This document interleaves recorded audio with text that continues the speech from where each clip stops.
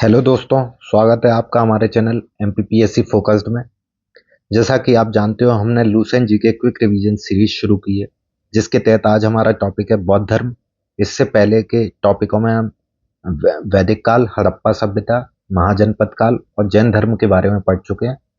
तो आज हम बौद्ध धर्म के बारे में जानेंगे। तो चलिए शुरुआत करते हैं।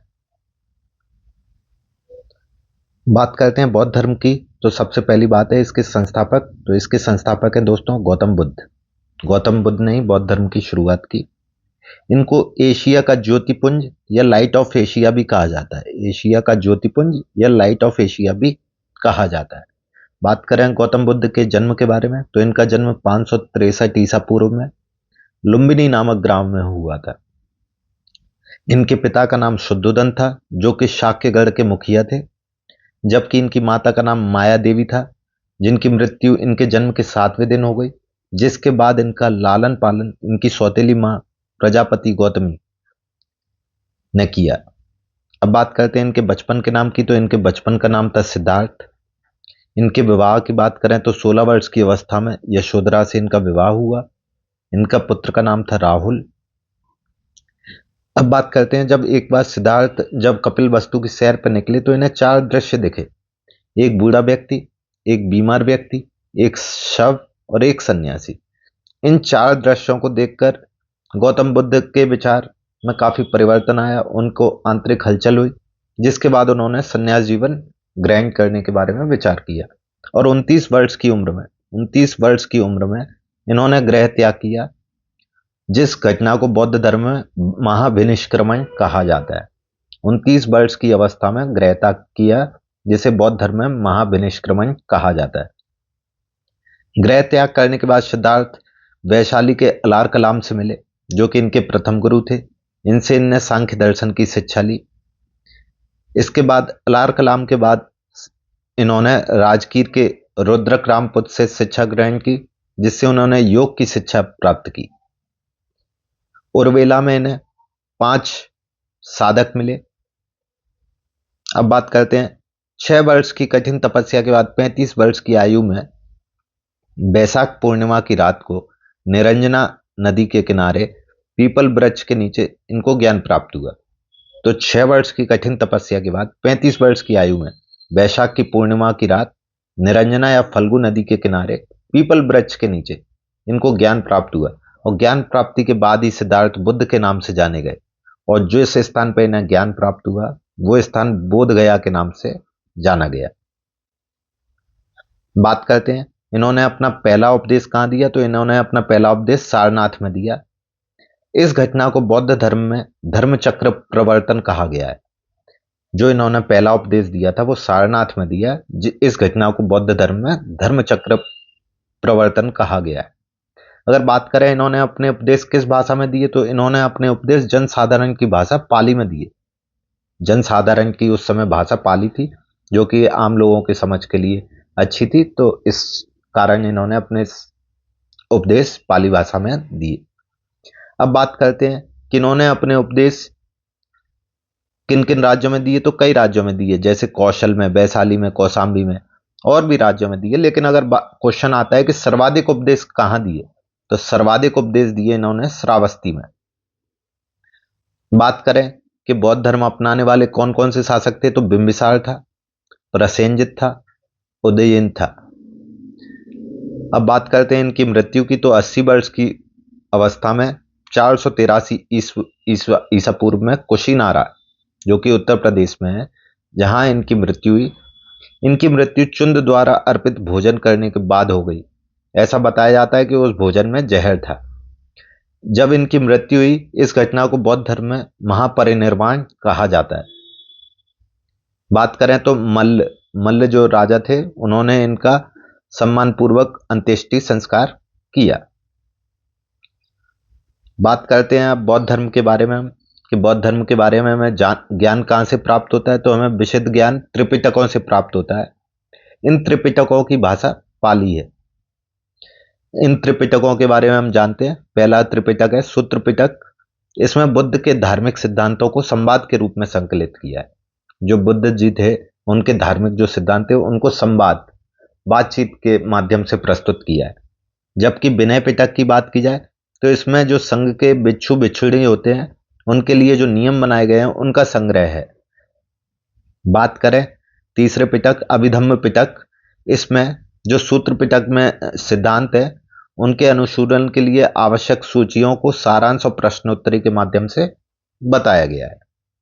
कुछ मान्यताएं हैं बौद्ध धर्म के बारे में, हम उनको भी जान लेते हैं। पहली मान्यता है कि बौद्ध धर्म अनीश्वरवादी है। दूसरा, ये आत्मा को भी नहीं मानते लेकिन ये पुनर्जन्म को मानते हैं।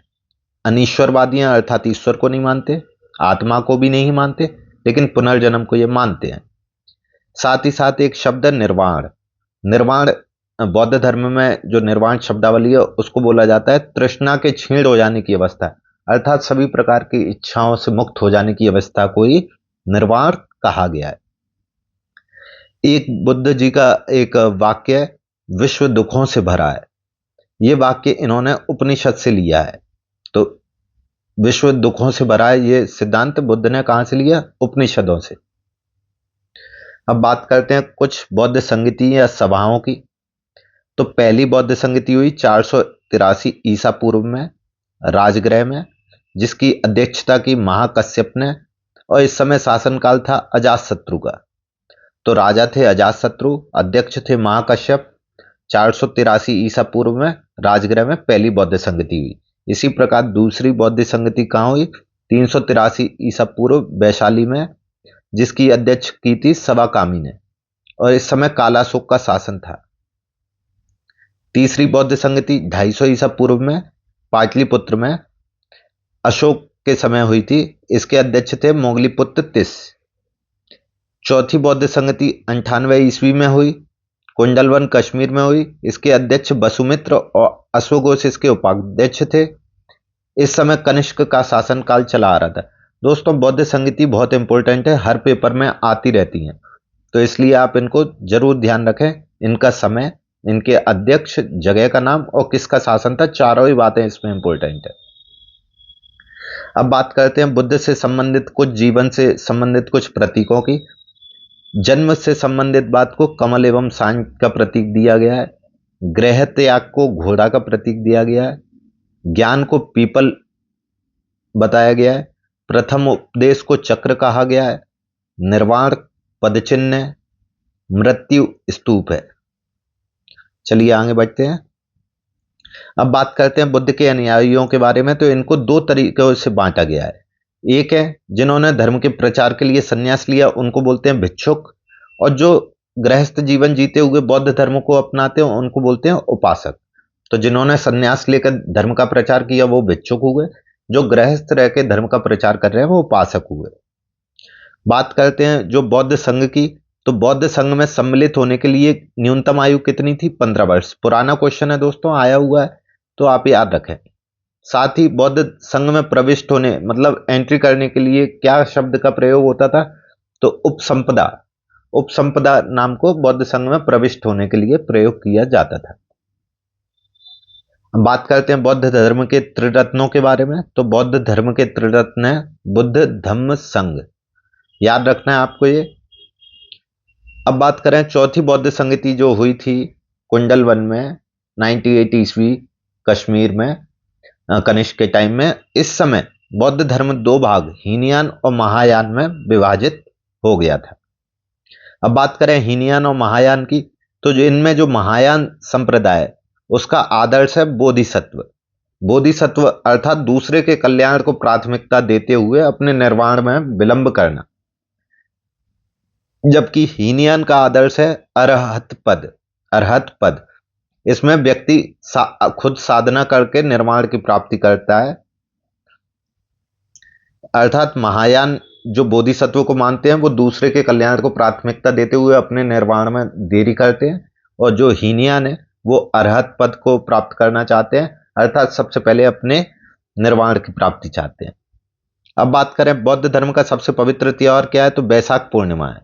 बैसाख पूर्णिमा सबसे महत्वपूर्ण त्योहार क्यों है? क्योंकि इसी दिन बुद्ध भगवान का जन्म हुआ, इसी दिन ज्ञान प्राप्त हुआ, इसी दिन उनका महापरिनिर्वाण भी हुआ। बुद्ध ने सांसारिक दुखों के लिए चार आर्य सत्य बताए। चार आर्य सत्य बताए कि दुख है दुख का कारण है अर्थात दुख समुदाय, दुख के कारण का निदान हो सकता है दुख निरोध, और इन निरोध के लिए क्या रास्ता अपनाएं, दुख निरोधगामिनी प्रतिपदा।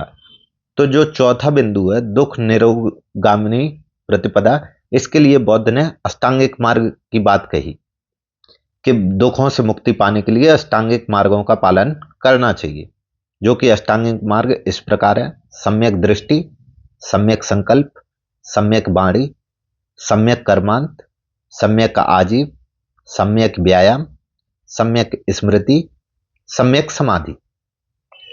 अगर इन अष्टांगिक मार्गों का अगर पालन करे तो मनुष्य की तृष्णा नष्ट हो जाती है और उसे निर्वाण प्राप्त हो जाता है।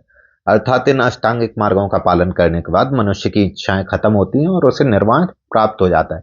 याद रखने वाली बात है दोस्तों, बुद्ध धर्म में निर्वाण मृत्यु से पहले भी प्राप्त किया जा सकता है, जबकि ज्यादातर धर्मों में निर्वाण मृत्यु के बाद प्राप्त होता है। यहाँ निर्वाण शब्द से अर्थ वही है, मोक्ष की प्राप्ति।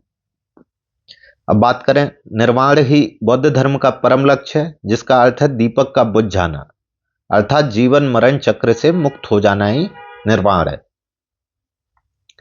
बुद्ध ने निर्वाण को सरल बनाने के लिए 10 शील मतलब 10 नियम भी बताए। पहला अहिंसा, दूसरा सत्य, तीसरा अस्तेय अर्थात चोरी न करना, चौथा अपरिग्रह अर्थात किसी प्रकार की संपत्ति न रखना या संपत्ति के पीछे न भागना, पांचवा मदिरापान न करना, छठवां असमय भोजन न करना, सातवां सुखप्रद बिस्तर पर नहीं सोना, आठवां धन संचय नहीं करना, नौवां स्त्रियों से दूर रहना और 10वां नृत्य गान नाच गाने से दूर रहना।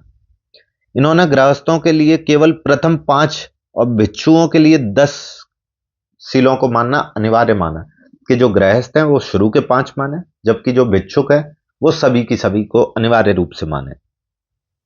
बात करते हैं बुद्ध ने किस प्रकार के मार्ग का उपदेश दिया, तो बुद्ध ने मध्यम मार्ग का उपदेश दिया।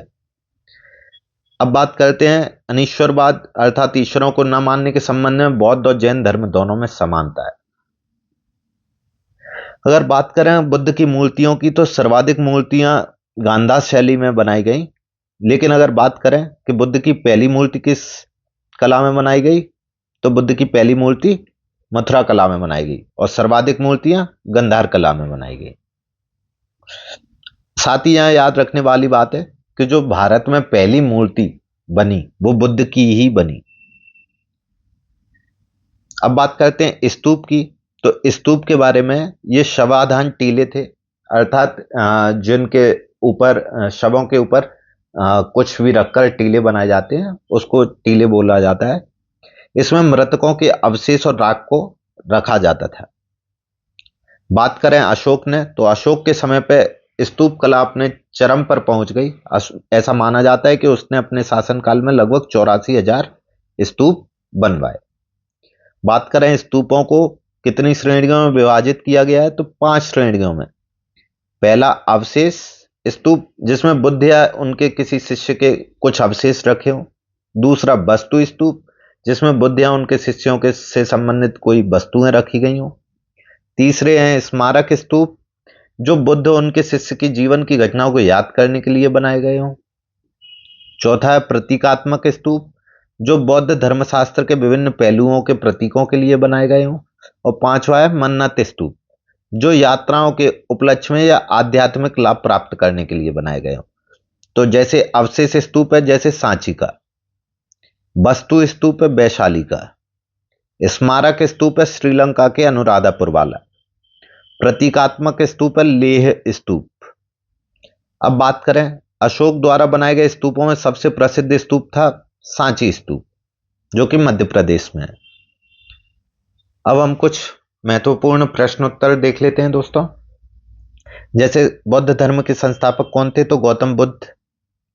बुद्ध भगवान का जन्म कब और कहां हुआ, तो 563 ईसा पूर्व लुम्बिनी में।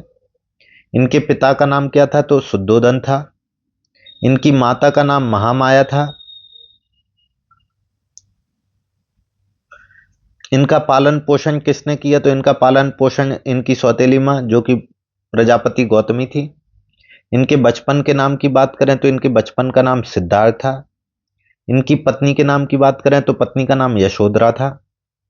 पुत्र के नाम की बात करें तो इनके पुत्र का नाम राहुल था। इनके गुरुओं के नाम बोले तो पहले गुरु थे अलार कलाम, जबकि दूसरे गुरु थे उद्रक रामपुत्र। बात करें इन्होंने कितनी आयु में घर त्यागा तो 29 वर्ष की आयु में, और इस घटना को क्या कहा गया? महाभिनिष्क्रमण। इन्हें ज्ञान कितने आयु में प्राप्त हुआ तो 6 वर्ष की कठिन तपस्या के बाद 35 वर्ष की आयु में इन्हें ज्ञान प्राप्त हुआ। बात करें इन्हें ज्ञान कहां प्राप्त हुआ तो इन्हें बोध गया में बोधि वृक्ष के नीचे या पीपल के वृक्ष के नीचे इन्हें ज्ञान प्राप्त हुआ। ये बोधि वृक्ष किस प्रजाति का था तो ये पीपल प्रजाति का था। बात करें इन्होंने पहला उपदेश कहां दिया तो इन्होंने पहला उपदेश सारनाथ में दिया। पहले उपदेश को क्या कहा जाता है? इस घटना को धर्मचक्र प्रवर्तन कहा जाता है। इनके 5 शिष्य कौन थे तो इनके 5 शिष्य थे कौंडिन्य, भद्रिक, वप, अश्वजीत और महानाम। इनकी मृत्यु महापरिनिर्वाण कब हुई और कहां हुई तो 483 ईसा पूर्व में कुशीनगर में उत्तर प्रदेश में इनको महान परिनिर्वाण प्राप्त हुआ। बौद्ध धर्म में 4 आर्य सत्य क्या है तो दुख है, दुख का कारण है, दुख का निरोध है और दुख निरोधगामी मार्ग है। अष्टांगिक मार्ग क्या क्या है तो सम्यक दृष्टि, संकल्प, वाणी, कर्म, आजीविका, प्रयास, स्मृति और समाधि। बात करें इनके त्रिरत्न बुद्ध धर्म के तो बुद्ध, धम्म, संघ। इनके अनुयायियों को क्या कहते हैं तो इनके अनुयायियों को बिच्छू, बिच्छड़ी एवं उपासक एवं उपासक। अब बात करें गृहस्थ लोग कौन से व्रत मानते हैं तो ये पंचशील मानते हैं, जो ऊपर के 5 थे 10 में से। पंचशील क्या क्या है तो वही है अहिंसा, सत्य, अस्तेय, ब्रह्मचर्य और मादक पदार्थों का त्याग। बात करें पहली संगति की तो पहली संगति राजगृह में हुई 483 ईसा पूर्व में। दूसरी संगति वैशाली में हुई 383 ईसा पूर्व में। तीसरी पाटलिपुत्र में हुई अशोक के समय। चौथी कुंडलवन में हुई कनिष्क के समय। अब बात करें बौद्ध धर्म के ग्रंथ किस भाषा में लिखे गए तो बौद्ध धर्म के ग्रंथ पाली भाषा में लिखे गए हैं। बात करते हैं एक ये क्वेश्चन काफी इंपॉर्टेंट है कि बौद्ध धर्म की प्रमुख जातक कथाएं किससे संबंधित है? जातक कथाएं किससे संबंधित है? बुद्ध के पूर्व जन्मों से। अब बात करें बौद्ध धर्म का मूल उद्देश्य क्या है तो बौद्ध धर्म का मूल उद्देश्य है निर्वाण प्राप्ति। तो धन्यवाद दोस्तों, आज हमने बौद्ध धर्म के बारे में जाना, बौद्ध धर्म के इंपॉर्टेंट तथ्यों के बारे में जाना। उम्मीद करते हैं आपको ये लेक्चर पसंद आया होगा। अगर आपको ये अच्छा लगा हो तो वीडियो को लाइक और शेयर कीजिए और चैनल को सब्सक्राइब कीजिए। धन्यवाद दोस्तों।